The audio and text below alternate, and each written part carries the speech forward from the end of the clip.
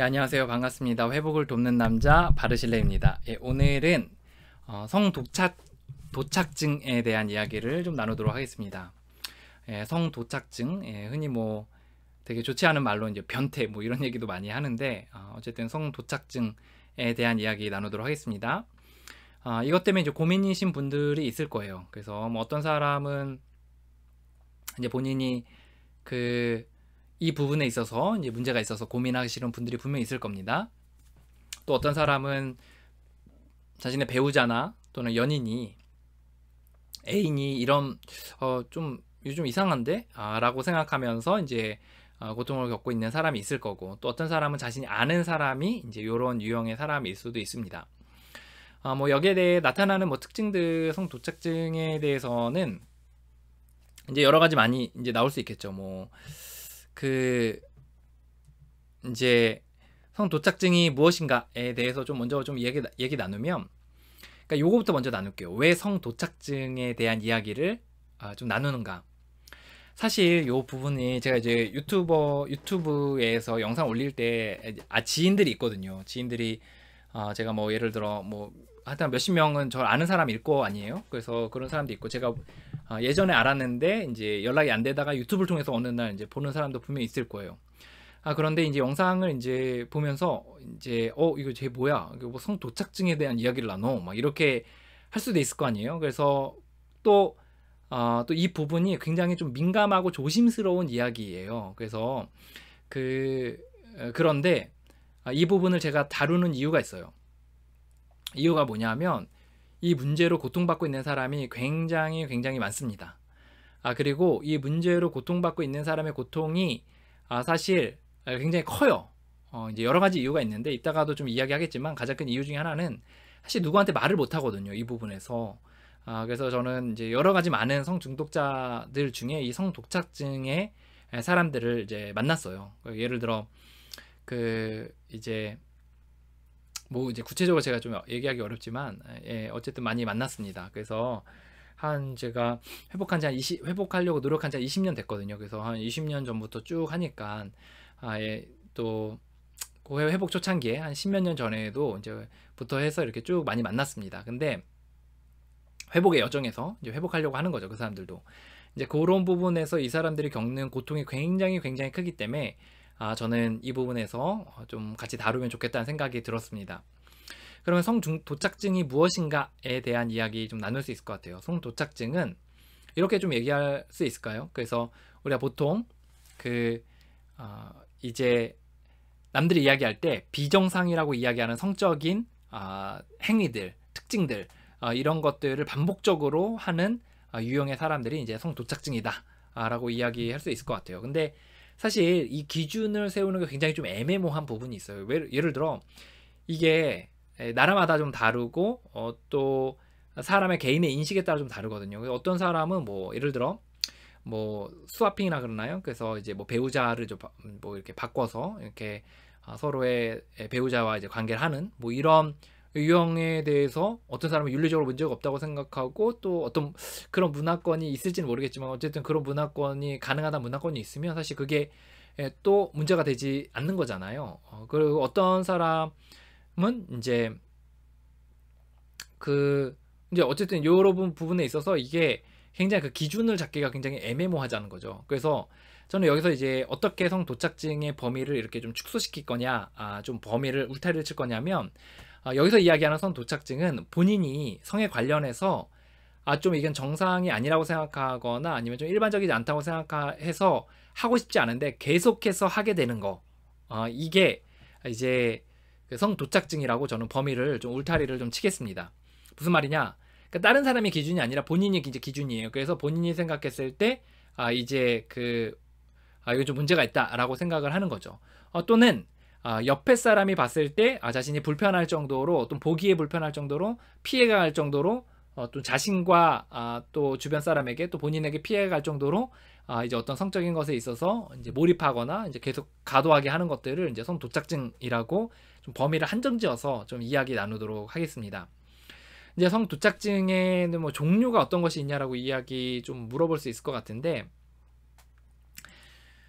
이제 요 부분은 너무 성적인 그런 용어들이 이제 아 인제 또 구체적으로 나오고 또 여러 공상들을 불러일으킬 수 있기 때문에 뭐 제가 이제 아주 많이는 이야기하지 않겠습니다. 그래서 뭐 예를 들어 흔히 이야기하는 인제 예전에 바바리맨들 있죠. 뭐 여중 뭐 여고에 가서 인제 옷을 막 이렇게 벗거나 이렇게 해서 자신의 신체 부위를 보여주거나, 사실 그게 이제 성중독의 한 파트입니다. 사실 한 부류예요. 그래서 자기를 이렇게 보여주고 이렇게 하는 그런 노출증인 거죠. 그래서 제 예전에 그 예전 후원자가 이 문제가 예전에 있어서 회복을 했었어요. 그래서 회복의 과정을, 이 중독이 있어서 이제 회복을 했고 이제 절제하고 있습니다. 지금 그 이후로는 재발하지 않았는데 계속 프로그램 안에 살아가니까 이제 재발하지 않는 거거든요. 그래서 지금은 결혼도 하고 애도 있습니다. 그래서 이런 식으로 이제 노출증 뭐 이런 것도 그렇고, 또 그 몰래카메라 찍는 거 있잖아요. 뭐 지하철이나 이런 데서 몰래카메라 찍거나 이런 것도 사실 중독입니다. 그래서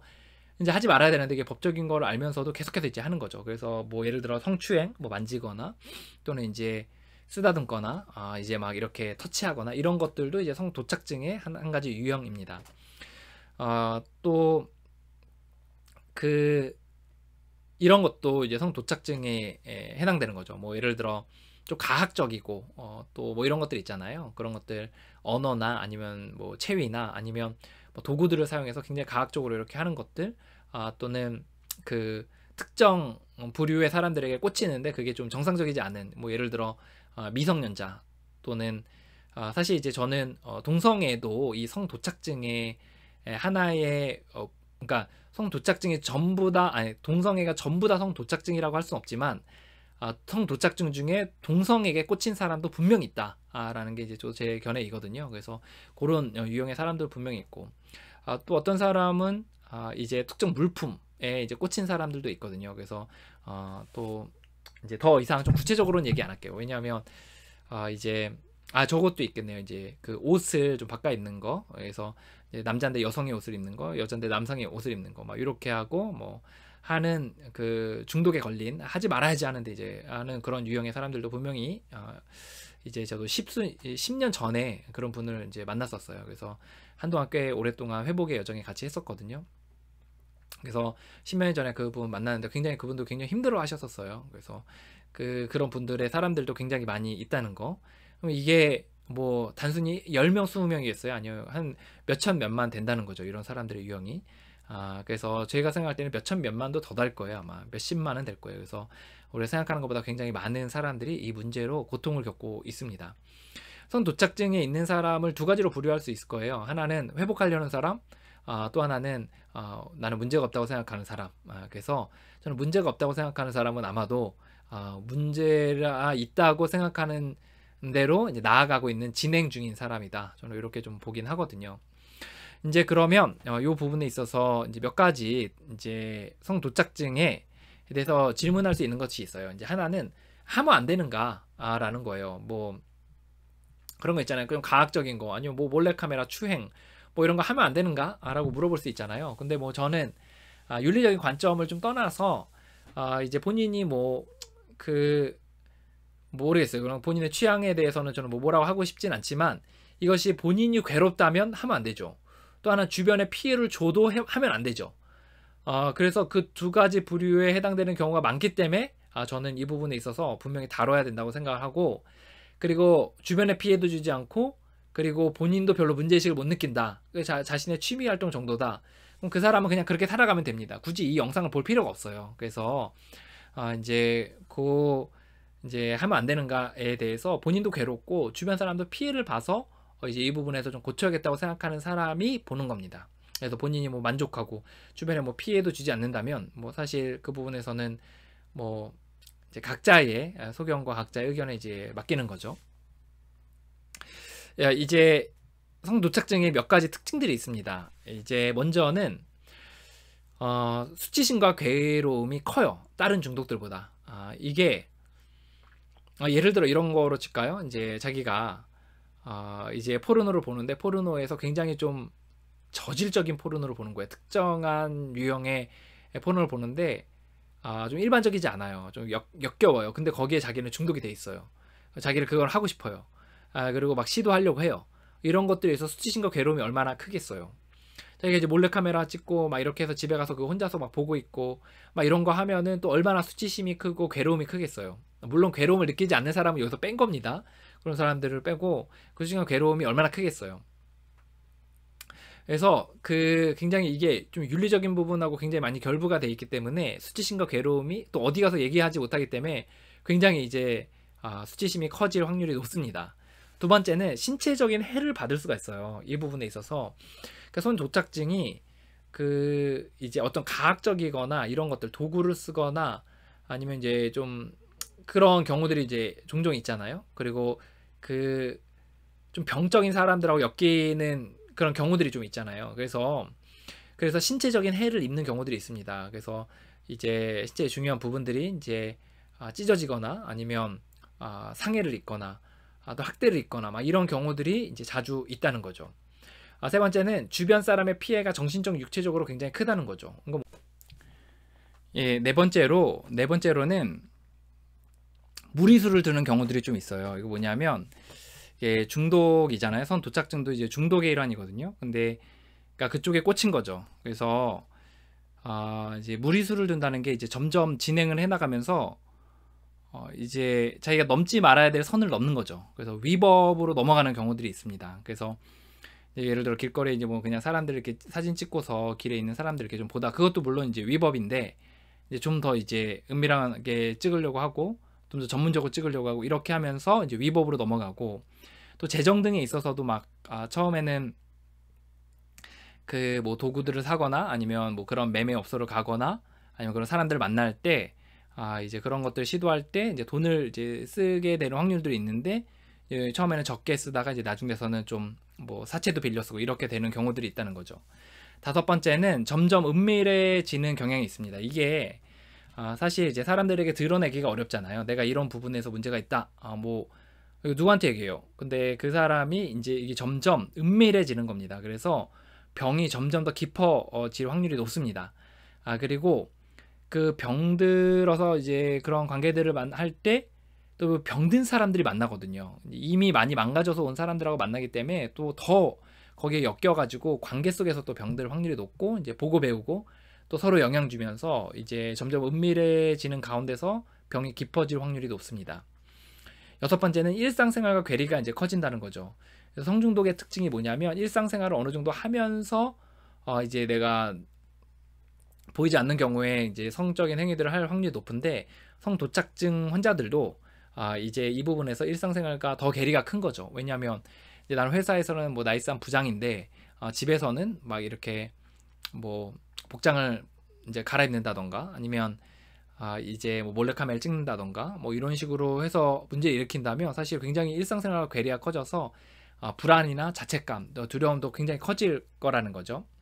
일곱 번째는 신앙 있는 사람은 사실 지옥이 따로 없어요. 그래서 예를 들어 뭐 어떤 신앙이든 신앙이 종교가 있는 사람은 정말 그 신이 나를 벌하시는 건 아닐까, 나는 위선적이다, 또는 내게 저주가 임하면 어떡하나 이런 두려움 때문에 굉장히 힘들어하는 것들 많이 이제 보게 됩니다.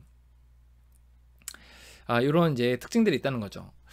성중독 도착증에 대해서 이제 어떻게 해야 되는가에 대해서 본인을 먼저 좀 볼게요. 첫 번째는 이제 병으로 이제 봐야 되는 겁니다. 그래서 사실 이걸 병으로 보기가 굉장히 어렵고 이렇게 나는 나쁜 사람이야, 나는 못된 사람이야, 나는 이제 나쁜 짓을 한 사람이야 이렇게 자꾸 생각할 확률이 높거든요. 그래서 이거를 병으로 볼 확률이 병으로 봐야 된다는 겁니다. 그래서 이제 예를 들어 알코올 중독도 마찬가지잖아요. 알코올 중독이 막 다 깨부수고 가족들 괴롭히고 이렇게 하지만 사실 우리는 끊임없이 뭐라고 보려고 생각해야 되냐면 병으로 봐야 된다는 거죠. 그래서 그 병에 대한 접근으로서 해야지 되지. 그래야 그나마 좀 되지. 그러지 않으면 이제 굉장히 어렵다는 거죠. 윤리적인 부분으로 가면 굉장히 어렵다는 거죠. 두 번째는 끊으려고 했는데도 끊어지지 않으면 이제 중독이라는 거예요.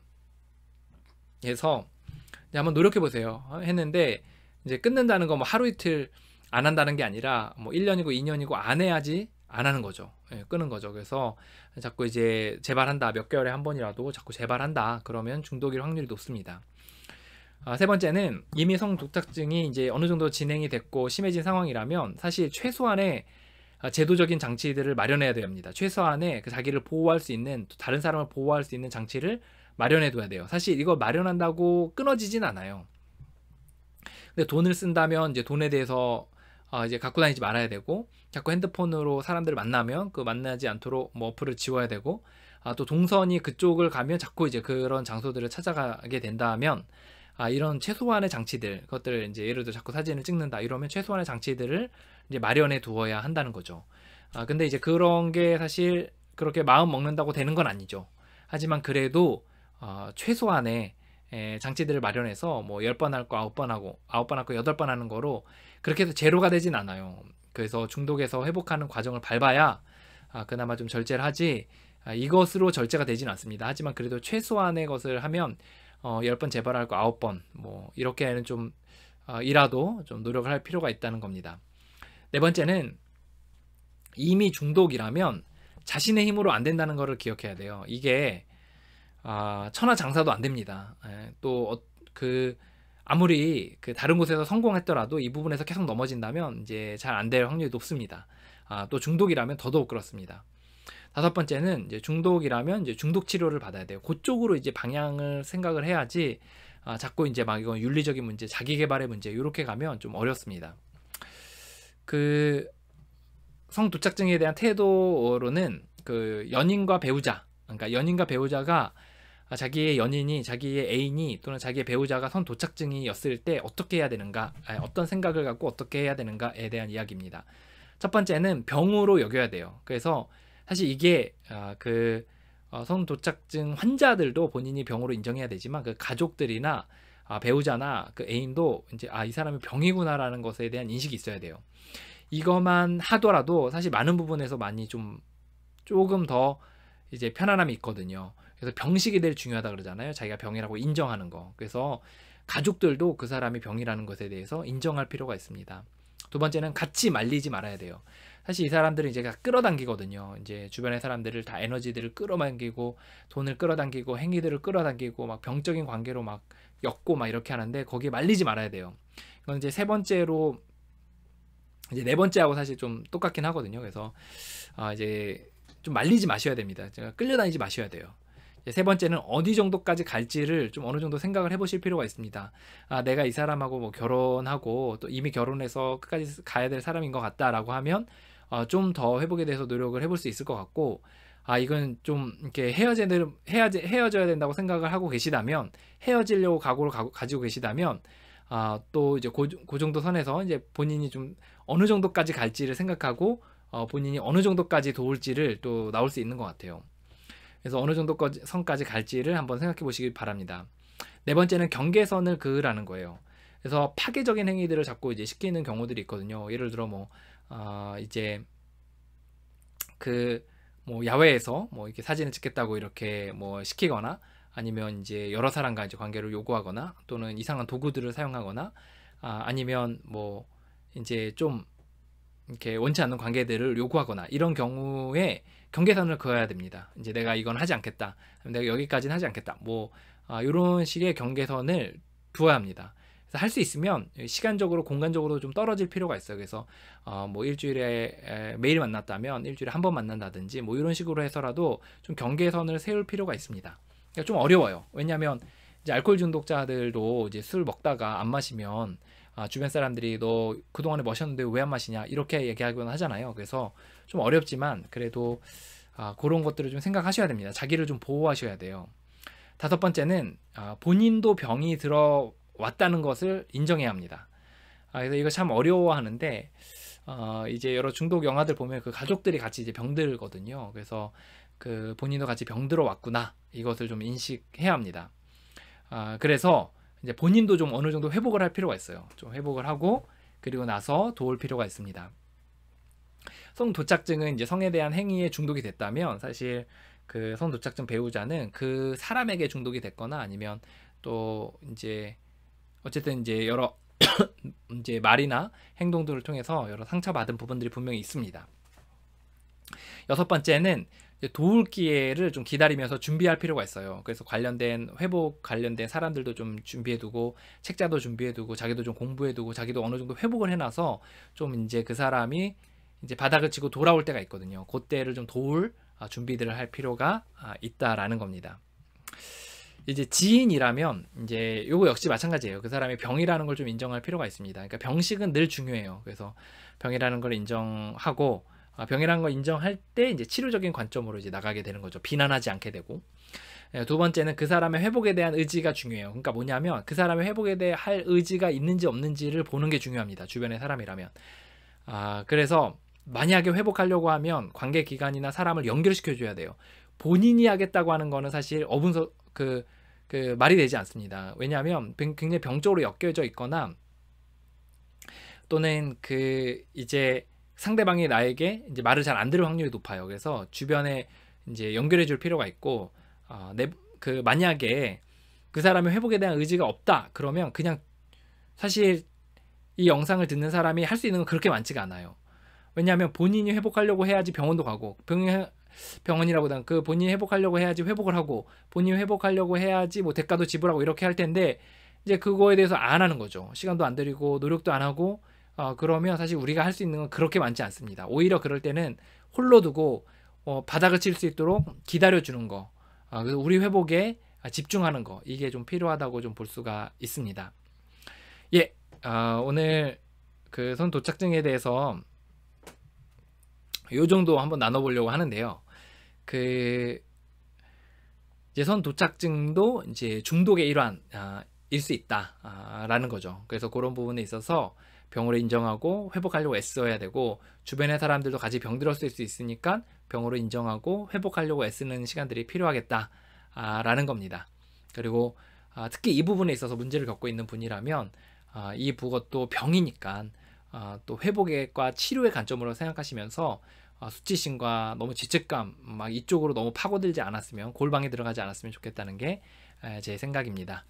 여러분 응원합니다. 민감한 주제였는데 또 여러분의 위로가 됐으면, 또 여러 좀 갈 길을 밝게 비춰주는 작은 등대불이 됐으면 좋겠습니다. 여러분을 응원합니다. 화이팅입니다.